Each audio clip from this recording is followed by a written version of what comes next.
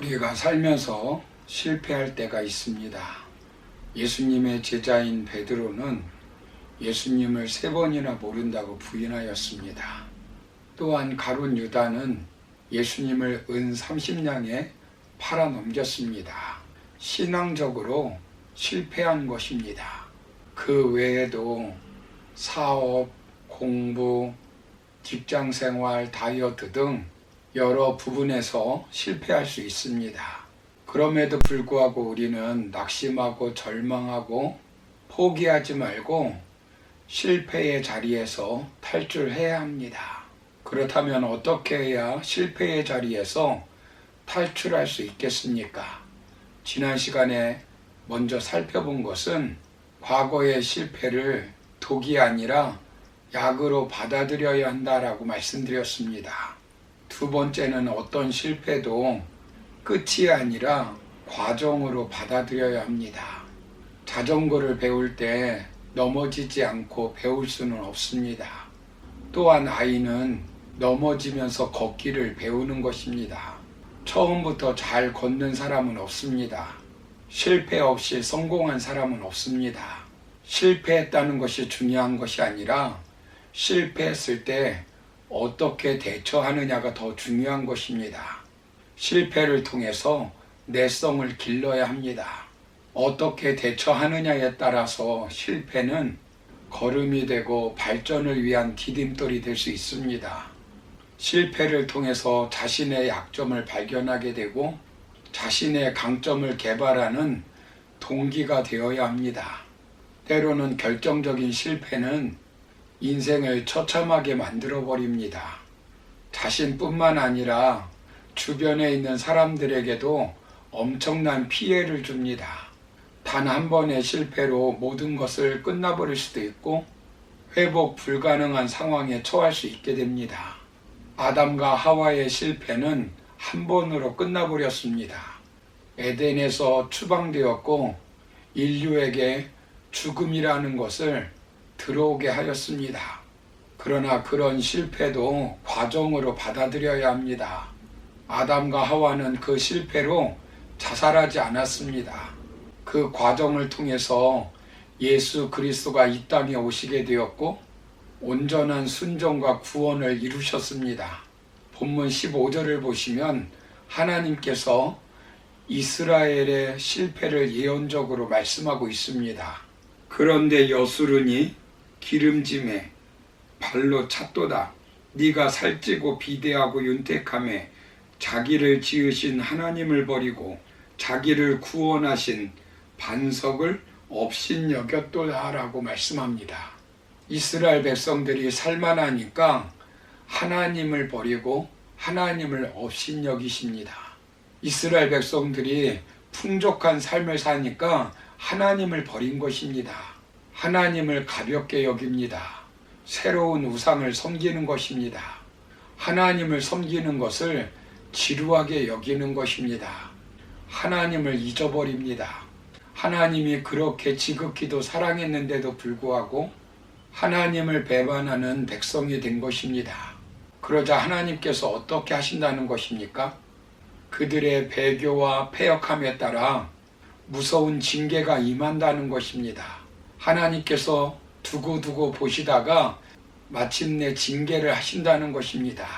계속 기회를 주지만 돌아오지 않으면 심판하신다는 것입니다. 19절에 보시면 하나님이 보신다는 것입니다. 더 이상 하나님이 관여하지 않으신다는 것입니다. 22절을 보시면 분노의 불이 사르게 됩니다. 23절, 24절을 보시면 재앙이 임하고 독한 질병이 임합니다. 극심한 기근과 각종 질병 그리고 전쟁이 일어나는 것입니다. 패배의 결과는 처절하지만 하나님은 그 실패의 현장에서 그대로 방치하지 않으신다는 것입니다. 이스라엘을 다시 회복시키시고 대적자들을 멸망시키신다는 것입니다. 41절을 보시면 내가 내 번쩍이는 칼을 갈며 내 손이 정의를 붙들고 내 대적들에게 복수하며 나를 미워하는 자들에게 보응할 것이니라 라고 말씀합니다. 실패에서 벗어나게 하시겠다는 것입니다. 실패를 과정으로 만들겠다는 것입니다. 그러므로 어떻게 하라는 말씀입니까? 43절을 보시면 너희 민족들아 주의 백성과 즐거워하라. 주께서 그 종들의 피를 갚으사 그 대적들에게 복수하시고 자기 땅과 자기 백성을 위하여 속죄하시리로다 라고 말씀합니다. 즐거워하라는 말씀입니다. 누구에게 즐거워하라는 말씀입니까? 하나님의 징계를 받은 열방입니다. 세계 만민들입니다. 왜 그렇습니까? 이스라엘의 실패의 과정을 통해 결국 메시아가 이 땅에 오시고 예수님께서 십자가를 지심으로 속죄해 주시고 예수님께서 십자가를 통해 모든 민족이 구원에 동참할 수 있는 기회를 부여받았기 때문입니다. 이스라엘 민족의 실패도 결국 인류 구속의 과정이 되게 했다는 말씀입니다. 오늘날 우리의 실패도 마찬가지입니다. 실패에도 다 의미가 있고 이유가 있습니다. 실패했다고 끝난 것이 아닙니다. 하나의 과정으로 받아들이고 실패에서 탈출하여 더욱 하나님을 잘 섬기고 승리하는 삶을 살아야 합니다. 신앙인들의 인물들을 보십시오. 실패의 경험을 하지 않은 사람이 어디 있습니까? 믿음의 조상인 아브라함은 아내를 누이라고 2번 속인 사람입니다. 모세는 살인죄를 지고 도망간 사람입니다. 하루아침에 모든 것을 잃어버린 것입니다. 다윗은 간음하고 살인 교사죄를 진 사람입니다. 예수님의 수제자 베드로는 예수님을 3번이나 모른다고 부인한 사람입니다. 그러나 그들은 그것으로 망하지 않았습니다. 실패를 과정으로 여기고 다시 일어났습니다. 실패를 끝으로 보느냐 과정으로 보느냐에 따라 파괴적인 독이 될 수도 있고 창조적인 약이 될 수도 있습니다. 실패를 통해 실패의 내성을 길러야 합니다. 더 자신을 성찰하고 자신의 장점을 개발하고 더 하나님을 가까이 하는 사람이 되어야 합니다. 일본에서 실패학 바람을 일으킨 도쿄대 하타무라 요타로 교수는 그에 져서 실패를 감추는 사람, 실패를 살리는 사람에서 성공하는 사람과 그렇지 못한 사람의 가장 큰 차이점은 실패를 다루는 태도에 있다고 주장하였습니다. 계획을 많이 세운 사람일수록 더 많은 난관에 부딪히기 마련이고 그만큼 실패 역시 많아집니다. 문제는 실패의 경험을 어떻게 받아들이느냐 하는 것입니다. 사랑하는 성도 여러분, 실패는 끝이 아닙니다. 과정에 불과합니다. 실패를 과정으로 받아들이면 얼마든지 실패의 늪에서 탈출할 수 있습니다.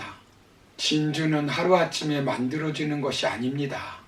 하나님께서는 우리가 실패했다 할지라도 물을 주고 상처를 품어주십니다. 이사야서 42장 3절을 보시면 상한 갈대를 꺾지 아니하며 꺼져가는 등불을 끄지 아니하시니라고 말씀합니다. 실패는 인생의 과정입니다. 실패는 아픔을 동반하지만 실패를 통해서 성장하고 성숙해 가는 것입니다. 그러므로 어떤 실패도 끝이 아니라 과정으로 받아들여 더 성장하여 하나님께 귀하게 쓰임받는 저와 여러분이 되기를 주님의 이름으로 축원합니다. 감사합니다.